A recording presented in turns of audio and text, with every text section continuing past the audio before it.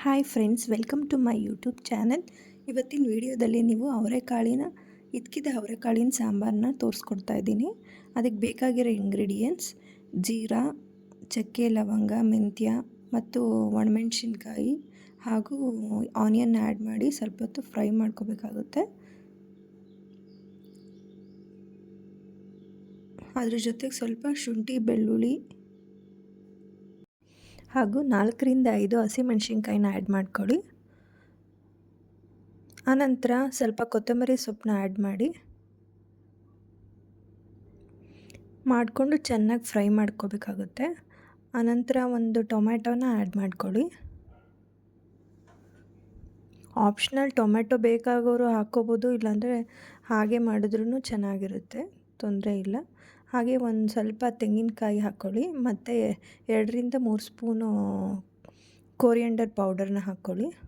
ಇವಾಗ ಸಾಂಬಾರಿಗೆ ಒಗ್ಗರಣೆ ಹಾಕ್ಕೊಳ್ಳೋಣ. 1 ಟೇಬಲ್ ಸ್ಪೂನ್ ತುಪ್ಪ ಹಾಕ್ಕೊಂಡು ಸಾಸಿವೆ, ಆನಿಯನ್ ಮತ್ತು ಕರ್ಬೇವಿನ ಸೊಪ್ಪನ್ನ ಆ್ಯಡ್ ಮಾಡಿ ಒಗ್ಗರಣೆ ಹಾಕ್ಕೊಳೋದು. ಆನಂತರ ಚೆನ್ನಾಗಿ ಸ್ವಲ್ಪ ಫ್ರೈ ಮಾಡಿದ ನಂತರ ಇದ್ಕಿರೋಂಥ ಅವರೆಕಾಳನ್ನು ಹಾಕ್ಕೊಳ್ಳೋಣ. ಚೆನ್ನಾಗಿ ಫ್ರೈ ಮಾಡ್ಕೊಂಡು ಒಂದು 5 ಮಿನಿಟ್ಸ್ ಫ್ರೈ ಮಾಡ್ಕೋಬೇಕಾಗುತ್ತೆ. ಇದಕ್ಕೆ ಸ್ವಲ್ಪ ಸಾಲ್ಟು ಮತ್ತು ಅರಿಶಿನ ಪುಡಿನ ಹಾಕ್ಕೊಂಡು ಸ್ವಲ್ಪ ಒಂದು 5 ಮಿನಿಟ್ಸ್ ನಾವು ಫ್ರೈ ಮಾಡ್ಕೊಳ್ಳೋಣ. 5 ಮಿನಿಟ್ಸ್ ಆದ ನಂತರ ನಾವು ರುಬ್ಬಿಟ್ಕೊಂಡಿರೋಂಥ ಮಸಾಲೆನ ಆ್ಯಡ್ ಮಾಡೋಣ. ಎಷ್ಟು ಬೇಕೋ ಕ್ವಾಂಟಿಟಿ ನಾವು ಕನ್ಸಿಸ್ಟೆನ್ಸಿ ನೋಡಿಕೊಂಡು ನೀರನ್ನ ಆ್ಯಡ್ ಮಾಡ್ಕೊಳ್ಳೋಣ.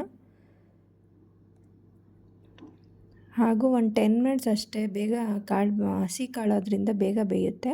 ಒಂದು 10 ಮಿನಿಟ್ಸ್ ಆದರೆ ಸಾಕು, ಬೇಗ ಕಾಳೆಲ್ಲ ಬೆಂದ್ಕೊಳ್ಳುತ್ತೆ.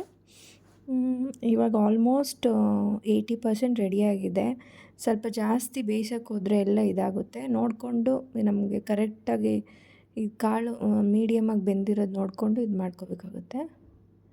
ಆಲ್ಮೋಸ್ಟ್ 80% ರೆಡಿಯಾಗಿದೆ.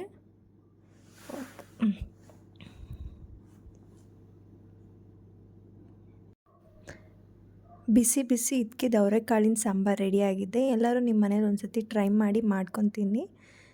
Please subscribe to my YouTube channel. Thank you.